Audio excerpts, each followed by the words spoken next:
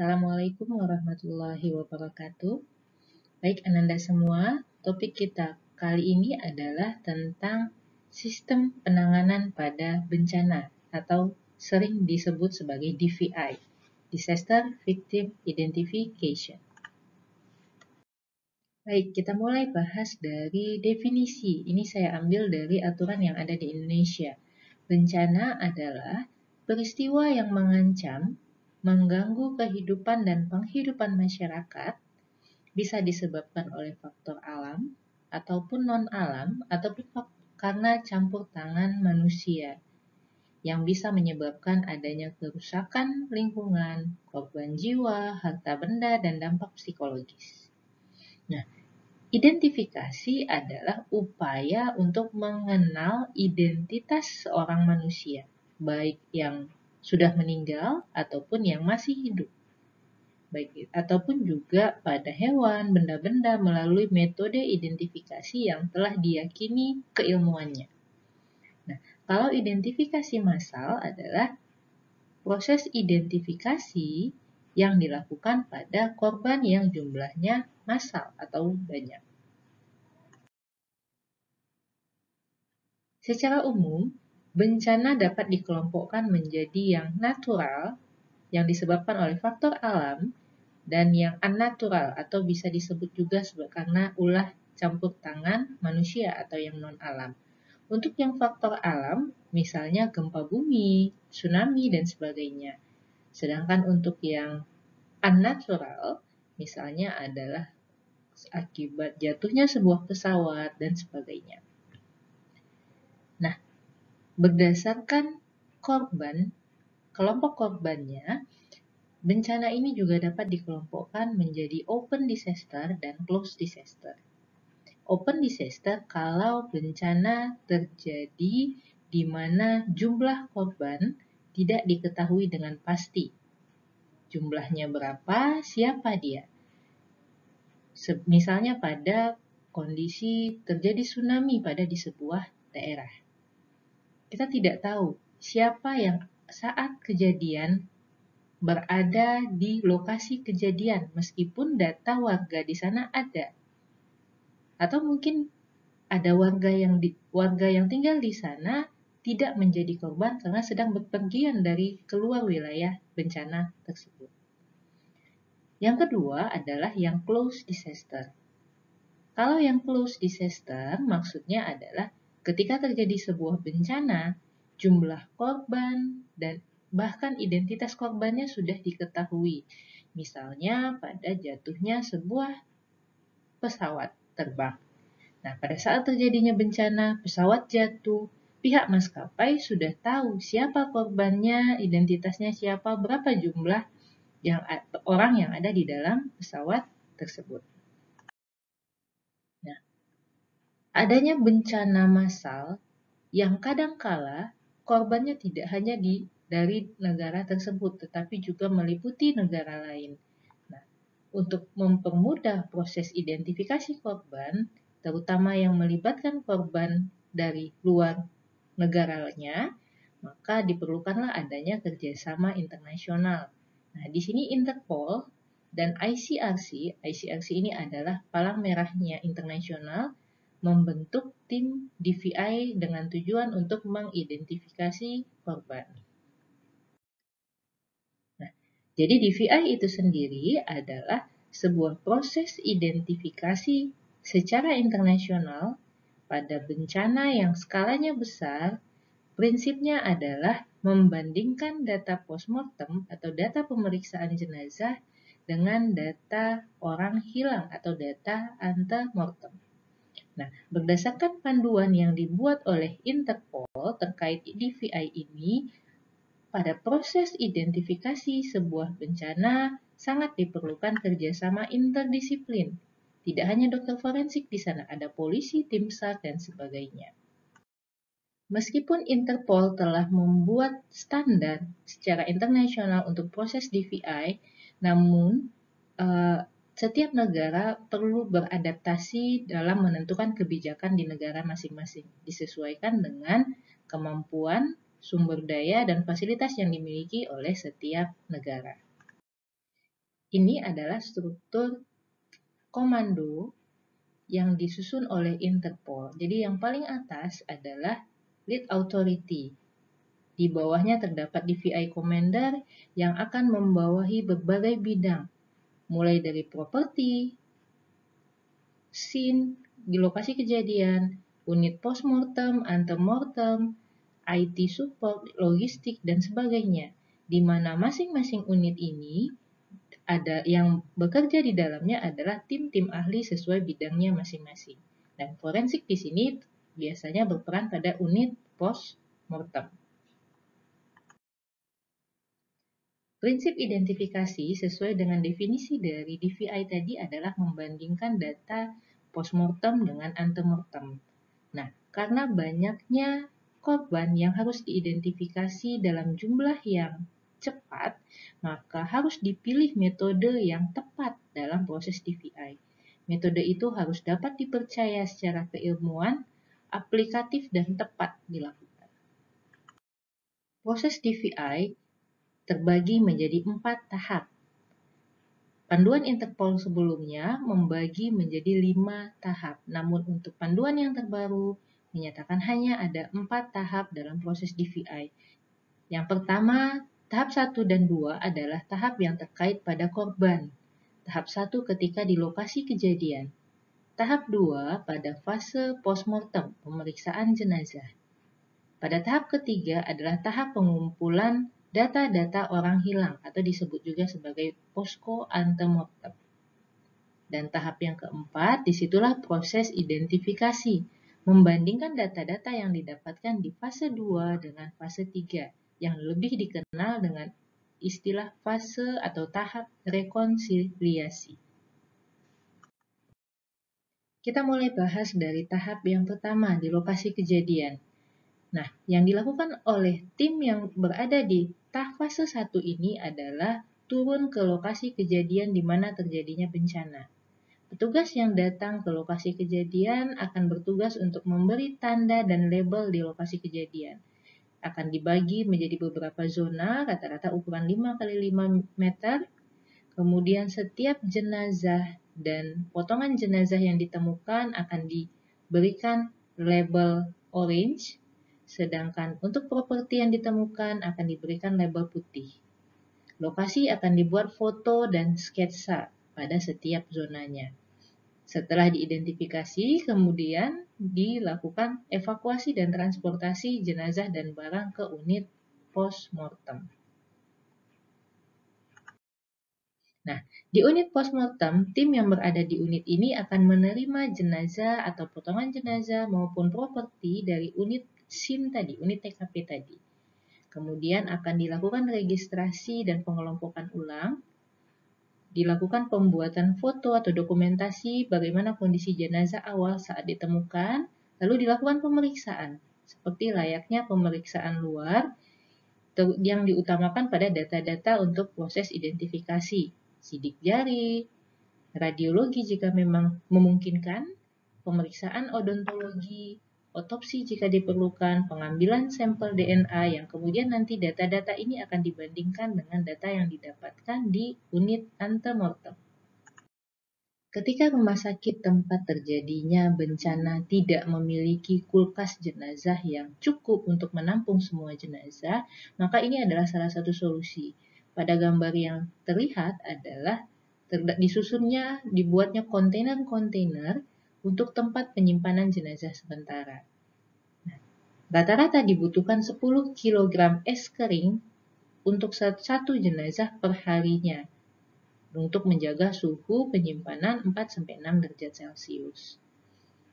Sistem penomoran jenazah pada identifikasi sebuah bencana sudah ada pedoman secara internasional. Misalnya pada tabel ini terlihat, kalau pada pemeriksaan jenazah maka diberi label PM, lalu kode negara, kemudian diikuti dengan nomor urut korban ditemukan dan lokasi ditemukan.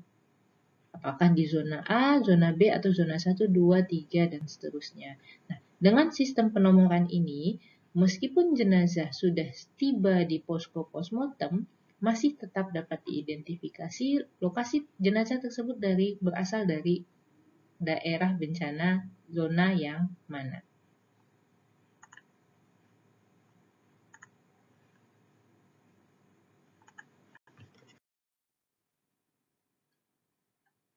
Prinsip identifikasi ada identifikasi primer dan identifikasi sekunder. Yang termasuk identifikasi primer hanya ada sidik jari, gigi, dan DNA. Kenapa dikatakan primer? Karena setiap individu tidak ada yang sama. Sekunder adalah semua informasi yang lain selain data primer, bisa berupa data-data medis ataupun properti.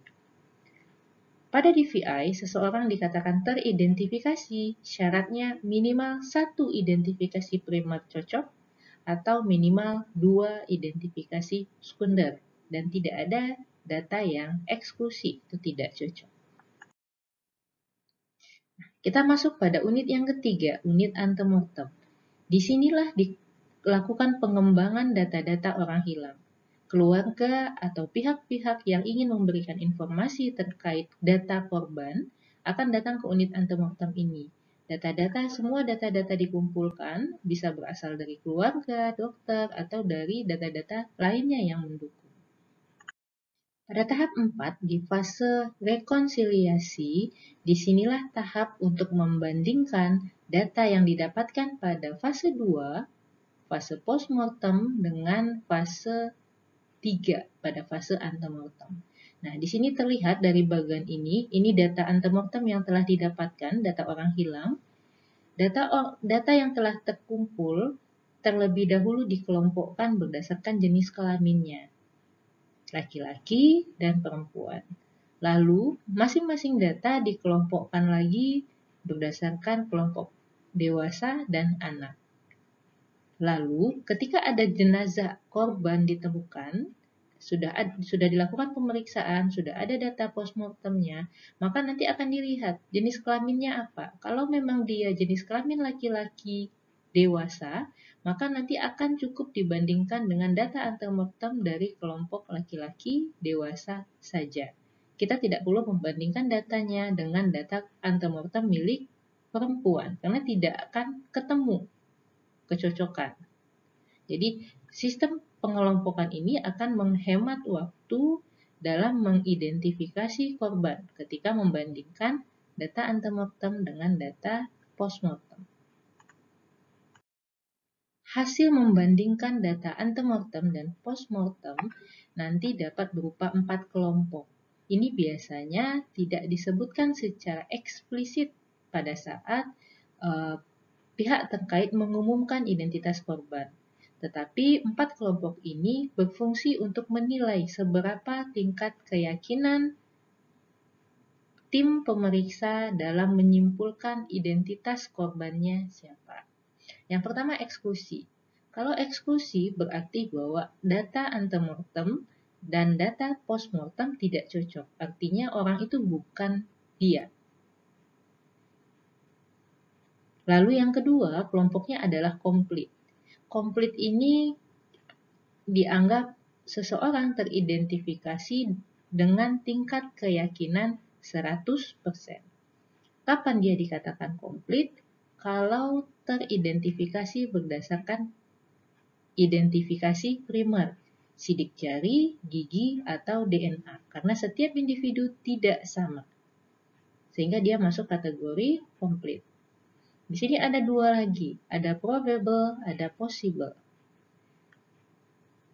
Baik kategori probable ataupun possible, kita tetap menganggap orang tersebut teridentifikasi, namun dengan tingkat keyakinan yang berbeda kekuatannya dibandingkan yang komplit tadi, yang 100%. Kalau yang probable, tingkat keyakinannya lebih dari 50% bahwa data itu cocok, orang itu adalah dia. Sedangkan yang possible, tingkat keyakinannya di bawah 50%. Nah, bagaimana bisa membedakan? Tentu dengan tergantung seberapa banyak data sekunder yang didapatkan yang cocok. Misalnya, untuk yang possible, pada sebuah kecelakaan pesawat, data antemortem menyebutkan bahwa ada keluarga yang menyampaikan bahwa keluarganya yang naik pesawat sebelumnya foto pakai baju kaos merah dan celana jeans. Hanya itu yang dia punya datanya. Nah, lalu ketemu salah satu korban menggunakan baju kaos merah, celana jeans. Apakah seketika langsung tim forensik dapat menyimpulkan, tim DVI langsung menyimpulkan bahwa oh, korban ini adalah sanak keluarga dari yang tadi? Tidak bisa, karena kenapa? Masih sangat besar kemungkinan ada orang lain yang kebetulan menggunakan baju pakaian yang sama, baju kaos merah, celana jeans. Sementara tidak ada data lain yang menguatkan. Dan tidak juga data yang membuat dia eksklusi, sehingga kategorinya rendah, possible. Tingkat keyakinan di bawah 50%. Sedangkan kalau yang probable, artinya datanya lebih banyak. Misalnya yang tadi, informasi data antemortem yang didapatkan bahwa korban menggunakan baju kaos merah, celana jeans.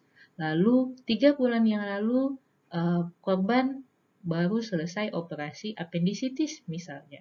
Lalu ketika ketemu jenazah terlihat ada jenazah menggunakan kaos merah, celana jeans, lalu ada sikatrik di abdomen bagian kanan bawahnya. Nah, artinya datanya lebih banyak sehingga tingkat keyakinannya tentu juga lebih besar. Itu yang masuk kategori probable. Setelah korban teridentifikasi, terdapat kecocokan antara antemortem dan postmortem, maka kemudian akan dilakukan rekonstruksi tubuhnya apabila ada kerusakan. Jika diperlukan, dilakukan pengawetan. Lalu dilakukan pulasara sesuai agamanya. Setelah korban teridentifikasi, yang paling penting adalah pengeluaran surat keterangan kematian jenazah tersebut, kemudian akan diberikan bersama dengan serah terima korban kepada keluarganya. Untuk di Indonesia, penanggulangan bencana di tingkat pusat ada BNPB, kemudian di tingkat provinsi kita punya BPBD. Di Indonesia, DVI berada di bawah kepolisian. DVI di kepolisian terbagi menjadi DVI pusat yang membawahi beberapa DVI regional, kemudian di bawahnya ada beberapa DVI provinsi. Nah, jadi sangat diperlukan kerjasama DVI antar negara. Ketika standar yang digunakan sama, maka ketika ada korban yang merupakan warga negara asing, maka untuk membandingkan data dengan metode yang sama, dengan teknik penilaian yang sama, itu akan mudah. Misalnya ketika ada bencana di Indonesia yang melibatkan warga negara Jepang, maka tim DVI di Indonesia akan minta data antemortem ke DVI Jepang. Nah, ketika standar yang digunakan sama, tentu nanti ketika data dari tim DVI Jepang diberikan ke Indonesia, itu akan dapat langsung dibandingkan antara data antemortem dengan data postmortem, sehingga akan mempermudah dan mempercepat proses identifikasi. Ketika data itu tidak sama standarnya antara yang digunakan negara Indonesia dengan negara Jepang, maka data itu tidak bisa dibandingkan. Misalnya terkait DNA. Indonesia memeriksa DNA pakai metode A, lalu Jepang pakai metode Z. Nah, ketika ada korban yang melibatkan warga negara Jepang, kemudian tim DVI Jepang mengirimkan data DNA antemortem dengan metode Z, tidak akan bisa dibandingkan dengan data yang dimiliki Indonesia yang menggunakan metode A. Itu akan berbeda, sehingga akan memperlama proses identifikasi. Untuk aturan-aturan yang terkait penanganan bencana di Indonesia, ada Keputusan Menteri Kesehatan nomor 145, Keputusan bersama Menkes dan Kepolisian nomor 1087/2004, dan PP nomor 21/2008. Di sini tertulis detail bagaimana proses penanganan bencana untuk di Indonesia. Untuk keterlibatan dokter sendiri, kita kembali lagi kepada KUHP pasal 120 dan 133. Untuk kesimpulan, jadi intinya DVI pada proses penanganan bencana itu sudah ada standar secara internasional yang dibuat oleh Interpol. Prinsipnya adalah membandingkan data antemortem atau data orang hilang dengan data postmortem atau data pemeriksaan korban atau jenazah. Baik, terima kasih. Semoga bermanfaat. Assalamualaikum warahmatullahi wabarakatuh.